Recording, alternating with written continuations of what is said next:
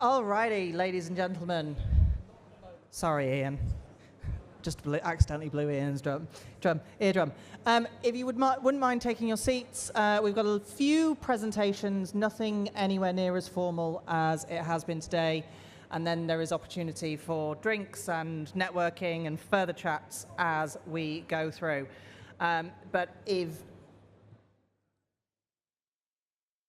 Yeah, that's me. We're doing welcome first. Okay, so I want to welcome all of our members, our speakers and friends on behalf of myself and your co-hosts, the Singapore Executive Community Committee representatives, you can tell it's been a long day.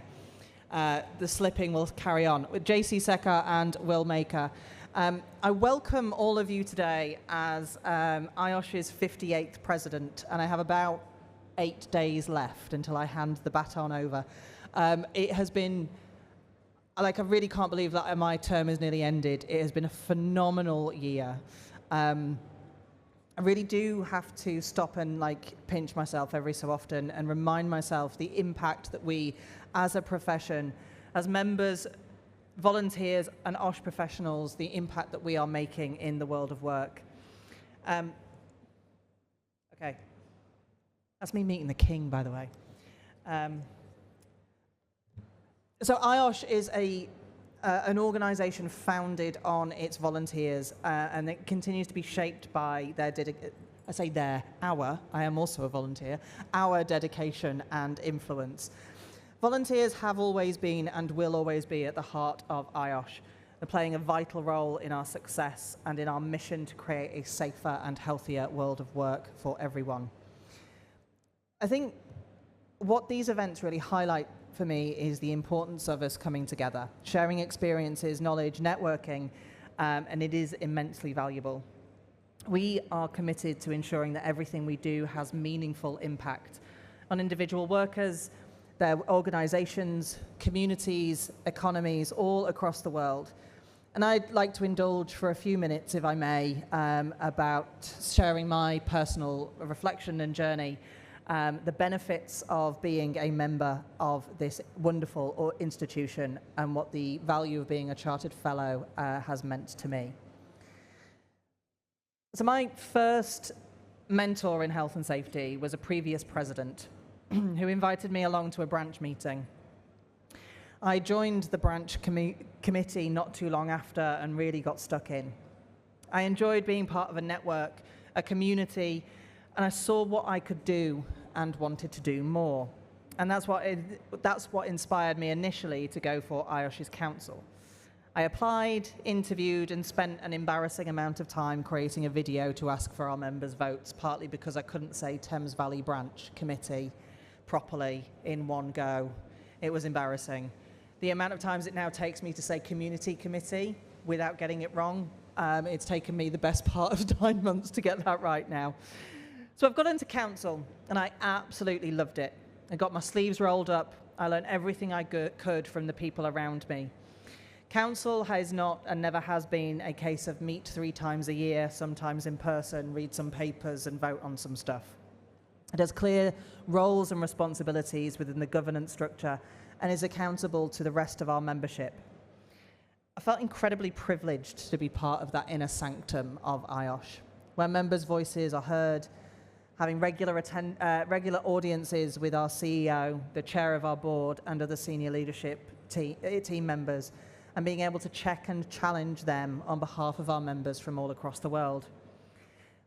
I knew I had more to give, and I knew that I quite enjoyed doing this presentation stuff, and I couldn't do that while I was on council, so I thought I'd give it a go being part of the presidential team.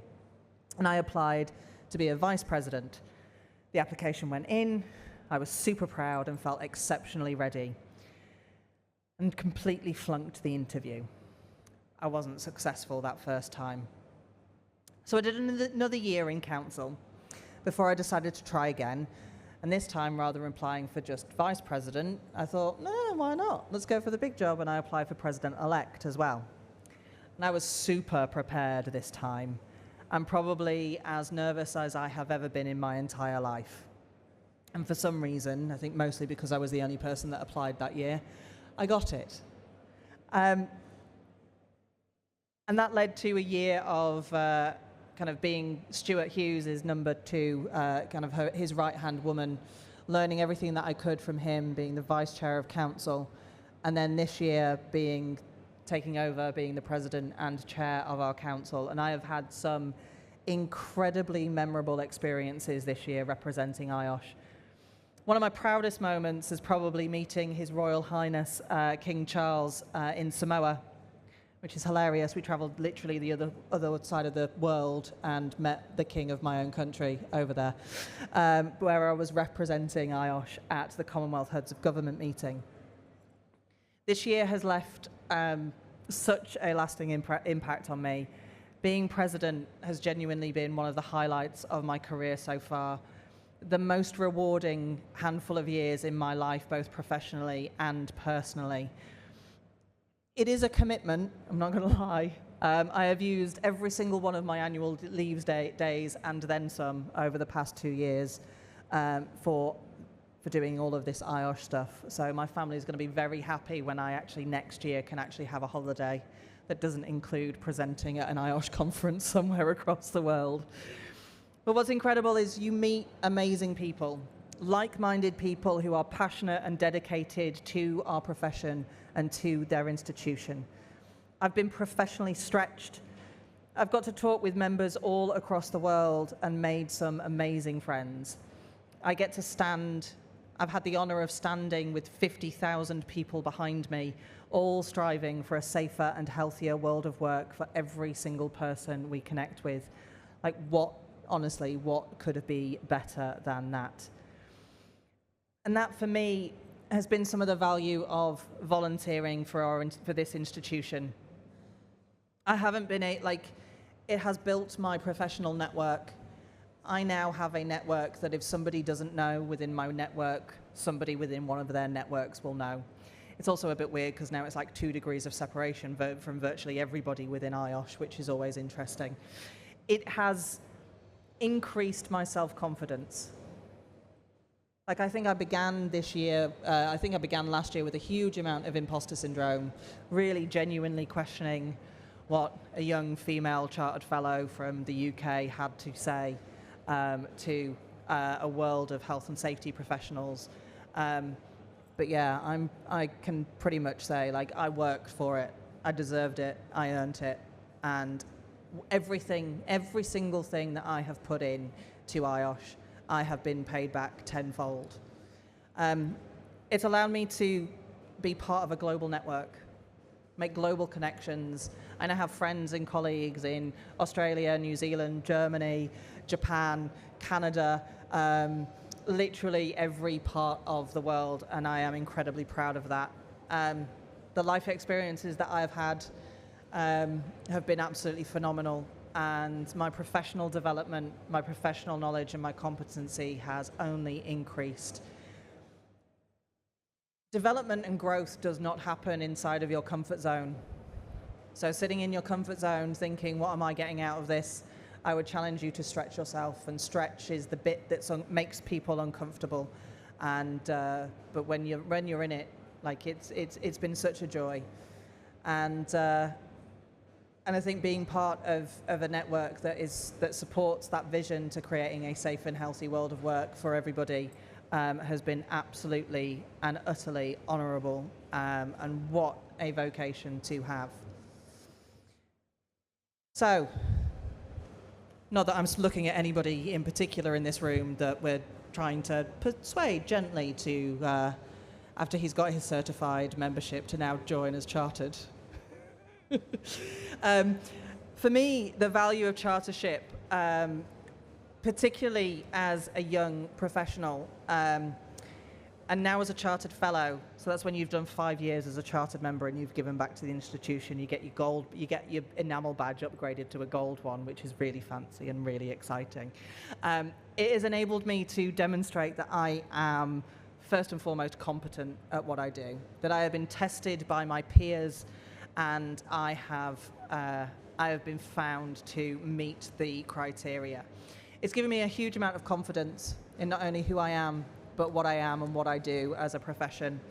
And yeah, adhering to our values of respect, integrity, competence, and service, which somebody is probably going to tell me have changed now, and therefore I should change my quote. And it's been proven and tested. We are the only chartered membership professional body for health and safety professionals across the world, and it is a huge honour to be. I think I'm not even 1% of the 1%. So chartered fellows are about 1% of our membership. Female chartered fellows are about 1% of that 1%. So I'm in an exceptionally elite group, and I am incredibly, incredibly proud of that. So that's a little bit about me, a little bit about my journey and my experience as president. And if that has intrigued you, get involved. You know, our membership body is always crying out for volunteers, and hopefully JC will convince some of you to join the Singapore committee as well. So JC, over to you.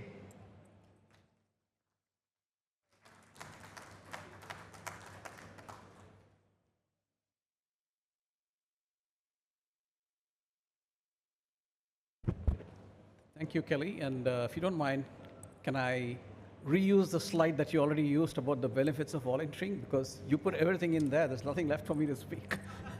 Okay. Right. So once again, thank you. It's nice to be here. So I'm supposed to be talking about my IOSH journey. Yeah, and I shouldn't probably be talking much about IOSH Singapore branch, or maybe I should, because the person who founded the Singapore branch is right here. Harry, would you mind standing up for a minute? So he's the one who deserves the credit for bringing us all in here, because Harry's from Hong Kong, and he was instrumental in making sure that IOSH Singapore branch was set up. I guess this is about 13 years now. 13, yeah, it should be about 13 years now. With the founder member also there, which is Darren. Darren, would you mind standing up? So Darren's been the chair of the IOSH Singapore branch for about 7 years, I guess, seven to 8 years, I suppose. So these are the veterans who've been here, so I shouldn't be talking about what IOSH Singapore branch is in their presence, because they know much more about what the Singapore branch is. But let me talk about my personal journey. So why have I enjoyed working, or rather volunteering for the IOSH Singapore branch? I have about, how many years is it now? Close to 39 years of experience, and about 30 plus years of experience has been in the area of safety indirectly. I come from a product safety background, if you guys are familiar with. I come from the TIC industry, the testing, inspection, and certification. I used to be the managing director of UL Southeast Asia operation. UL is Underwriters Laboratories. So a lot of my knowledge was in product safety. I used to look at risk, but from a very product perspective. So I would say my knowledge of occupational safety was not as high as it was with respect to product safety. And part of what I did after I came out of the corporate world was get more active with IOSH. And that's where I should say my interaction with fellow professionals, and they all come from different backgrounds. Kelly spoke about people sharing a common vision. I think what's common among all the members that I've interacted with is that passion for safety. And it's a passion for safety, but having said that, there's so much of diversity there, because if you look at the kind of people we have, both on the committee as well as in members, we have people who come from multiple backgrounds. It could be somebody from the construction industry, somebody from the data center, somebody from the commercial diving sector, somebody from the educational sector. So it's been a, I would say, a vast range of perspectives that you get to listen to. So unlike, I would say, a simple association of one set of individuals who are from a particular industry, this diversity in the industry and the fact that you get to meet people from different industries opens up a lot of new perspectives. Because what that does to you is, you don't look at things from the perspective of the industry that you belong to. You look at things from what is some other industry being able to doing in this area, and how can I potentially apply that in my industry. So that diversity in perspectives that starts when you start interacting with a community like this, where a set of passionate people who are there, I think that's where IOSH has made a big difference in my professional life. Coming from a product safety, it introduced me into broader aspects of occupational safety, and of course, brought me in touch with some fantastic professionals. And I continue, even today. Will is not somebody I know for too long. We probably know each other for a couple of years now. But again, talking to Will and interacting with Will has broadened my perspective a lot. Some of my I would say my closest interaction today, one of my clients actually, Darren, is actually a client of mine. And Darren introduced me to the International Maritime Contractors Association, who's also a client of mine. And that is all thanks to IOSH. I would say that it has benefited me personally, and it has also benefited me professionally and helped my company grow. Why should you volunteer? I think you should volunteer just if you're passionate about this whole thing, because I can tell you that after working in a professional world for many years, if I look at myself and ask, what does success mean to you? I have a very different view of success today than what it was perhaps maybe even 10 years ago. Because to me, success today is about adding some value to those in your sphere of influence. If you can add value to those in your sphere of influence, I would rate yourself as being successful. And I think what an IOSH membership and what an interaction with IOSH does really is, it broadens that sphere of influence. It enables you to connect with a lot more people. And I think if we can add value to that set of people, or personally, if I can add value, I think I am successful. So I look at this as an opportunity to give back, and at the same time, an opportunity to grow myself professionally and personally. So I think that's where I come from. I have personally I continue enjoying my volunteership with IOSH, and I would really encourage those who have a common sense of purpose and who want to kind of learn from different industries and different perspectives to come together. I must say, and to IOSH, that in the last few years, we've cut down a bit of our I would say face-to-face interactions, something we really miss. But hopefully in the next few years, we'll increase that a lot more and have more of one-to-one meetings and try and see how we can all grow together. That's about it. Any questions for me? Happy to take them. Otherwise, I guess it's over to you, Will.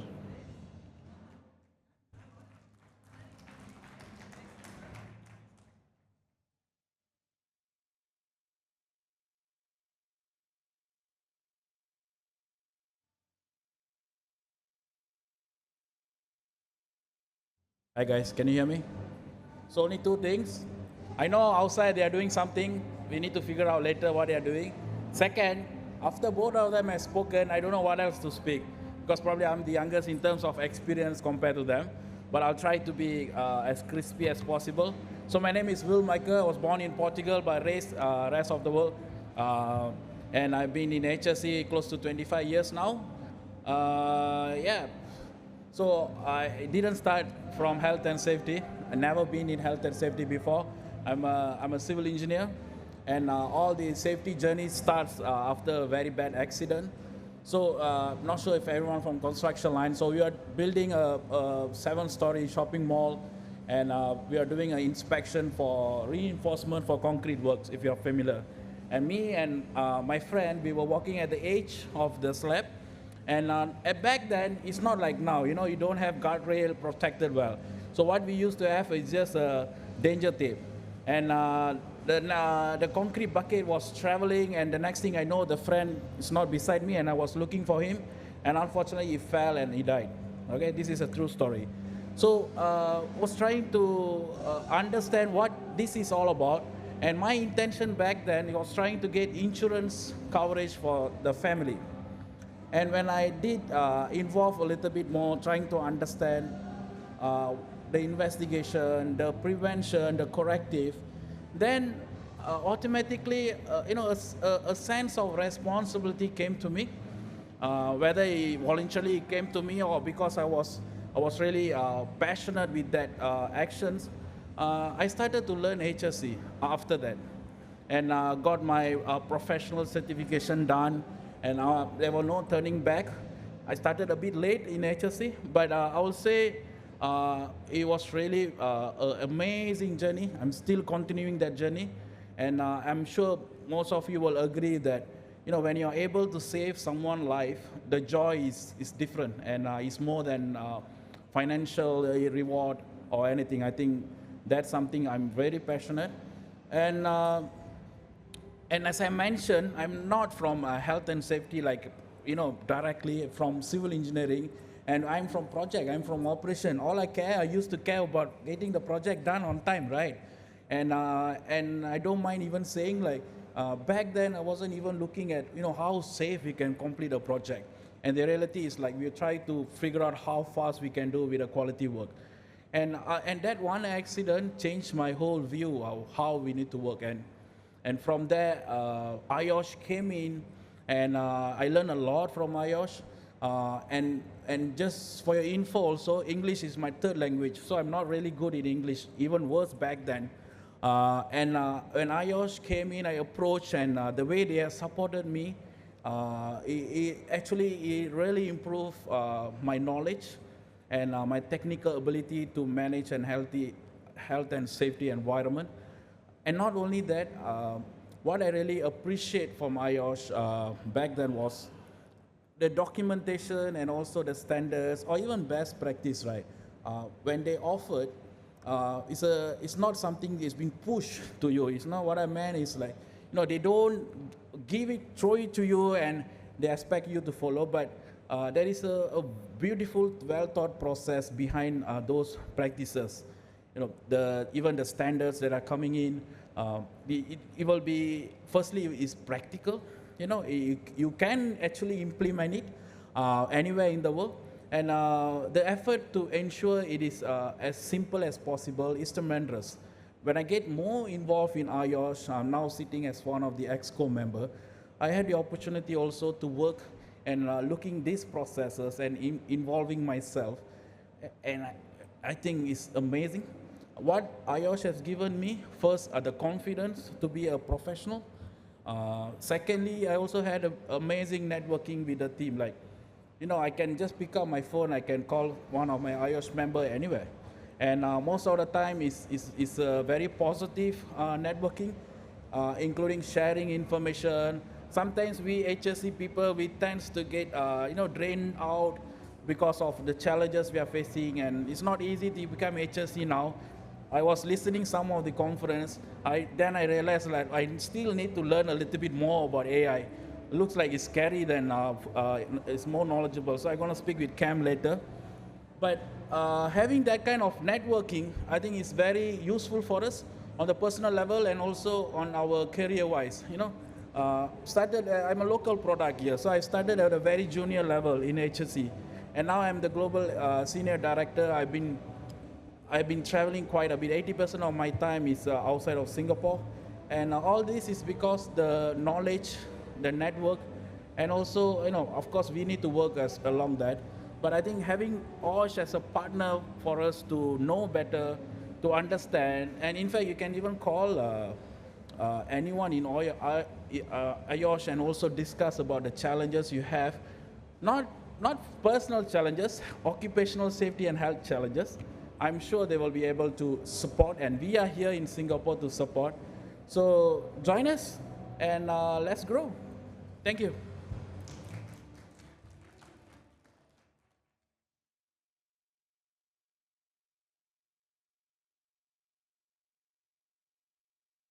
I don't know what they're doing over there. It sounds very fun, doesn't it? Thank you to JC and Will for that. I mean, yeah, let's go, join us. I think that's probably about it. So I'm just going to take a few minutes before drinks to reflect on some highlights and some takeaways of the day. And there's been so many sessions and we've gone through so many different things, from challenging culture change, to business continuity, to AI, to Vision Zero and what that might mean. But I think the biggest takeaway for me today has been that health and safety is a team sport. We cannot do any of this on our own, nor should we. I think, as Will's just said, the ability to ring anybody up. And I love the fact that he counted OSH issues, not necessarily personal issues. I think one of the focus areas that I've had this year is on professional well-being. And I spoke earlier today about an incident, a non-fatal incident, that 7-8 years later has still deeply impacted me and my life, and actually left me with a diagnosis of PTSD from an incident. And I think actually that's one of the things for me. IOSH has given me a group of people that not only understand my frustrations and the impact that my work has and the responsibility that we carry as health and safety professionals, but has also enabled me to pick up the phone and go, I've had a really bad day because of X, Y, or Z, and somebody else understands at the end of the phone. I think for me, that a lot of the blocks, the stumbles, the frustrations that we all have in health and safety seems to be universal. Doesn't matter which country in the world you are in, it seems to be quite universal. And no matter our industry or sector or country, no matter our experience level or level of career, we all have much to learn from each other. Ministry of Manpower spoke this morning about making non-compliance more expensive than safety and prevention. We've talked about the importance of business continuity and the idea and belief of Vision Zero, which I think has got at least one more convert in the room, and an ongoing thread of AI as a tool for change and innovation. There is still more tomorrow. We have another day of full conference tomorrow where I'll be delivering a session on the evolving OSH profession and the associated risks with the future of work, based on our Future of Work report that we did with Arup. It is a phenomenal presentation, and I'm incredibly excited to be presenting it tomorrow. We're going to be hearing from Ian McIntosh, who's our Senior Business Development Manager, speaking about transforming safety culture. And finally, we will hear from Weng Hong Young, the Executive Director of Mind Forward Alliance in Singapore, who will discuss mental health integration into safety.